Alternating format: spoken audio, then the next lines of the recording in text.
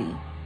And sometimes people, my friends, people who love me, they look at me weird and they say stuff to me because they just be like, girl, how you gonna still talk to this person after they did XYZ? Girl, how you gonna still act and like you love somebody and you shouldn't? I didn't have an answer. I just would be like, I don't know, that's just how I am.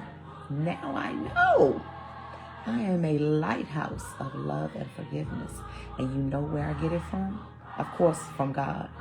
But my mother was a barren woman. If you ever read the Old Testament, you will read about barren women. Women who could not have a baby for years. Sarah was one of the main ones. There is something very, very special about barren women. And when God opens her womb on his timing, he opened it for a reason, because that first child from a barren woman, I learned all of this through reading. I'm not making it up. Go read it for yourself. I don't care. Go look. A barren woman, when he opens the womb, God has to open it, because all of the medical doctors said you can't have kids. All of the years that you've tried shows you can't have kids. So when God opens the womb for that child, it's for a reason, a special reason. So he picked my mother for her to show through her life and how y'all know how she loved her kids. Whew. I be like, Mom, you love me more than you love the Lord. She might. I'm gonna have to ask her. But I got it from her.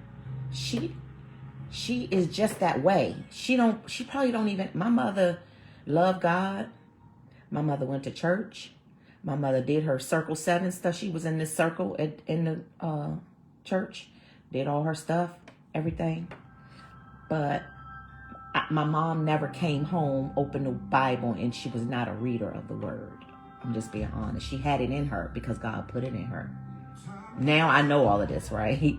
But I never saw my mother reading the word, ever. Unless she had to do something for a lesson. She'd be like, I got to read Ephesians because I got to answer these questions. That's the only time I ever saw her reading the word. So that wasn't passed on to me and my sister. What was passed on to us is the love through action, though.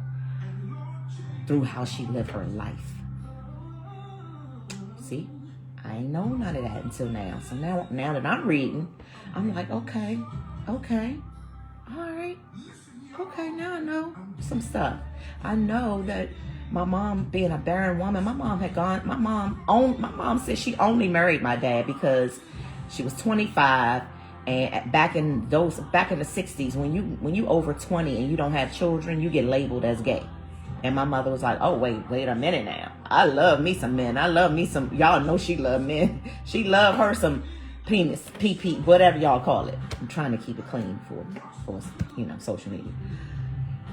So she's like, I got married so I could have babies. Because back then, again, for her, she wasn't having no babies unless she had a husband. She wasn't doing that. So when the doctors told her for the first 6 years of her marriage, doctors told her, you can't have kids. She went to different doctors. You will never have kids. So she accepted it. She said, and she was about to leave my daddy's ass. She said, I was about to leave this nigga. And when she was about to leave, she said she was preparing to move to California with my Uncle Olin, my uncle who was deceased, her oldest brother. He was living in California. And she said she started feeling sick when she was packing her stuff. She started feeling sick. And she was like, I'm going to go check myself out before I go all the way to the West Coast. She went to the doctors. And the doctors was like, ma'am, you're 6 months pregnant. And she was just like, you lying. Because I still kept having her. She said she kept having her period. And she didn't, I guess, appear to be pregnant or didn't, whatever. Never got sick or whatever. Maybe her stomach didn't grow. But she said she was about to leave daddy. And the doctor said, oh, you're 6 months pregnant. And she had to go to even specialists back then because she didn't believe that. Because back then you didn't have, I don't think they had like where you could see in there. She went to another doctor and they was just like, yes, you are pregnant. And here I am, y'all. Here I go. So I am a lighthouse. If you're joining late, I am a lighthouse of love and forgiveness.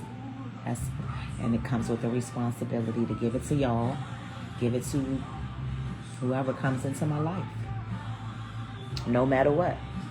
You could right now be like, I'm so sick and tired of seeing her with them clips in her head, her fat ass with them. She always wear the same clothes. She don't fix herself up on here. She is just an inch. She's this, that. I'm going to still just be like, it's okay. Do you need me to help you with something? It's all good. Anyhow,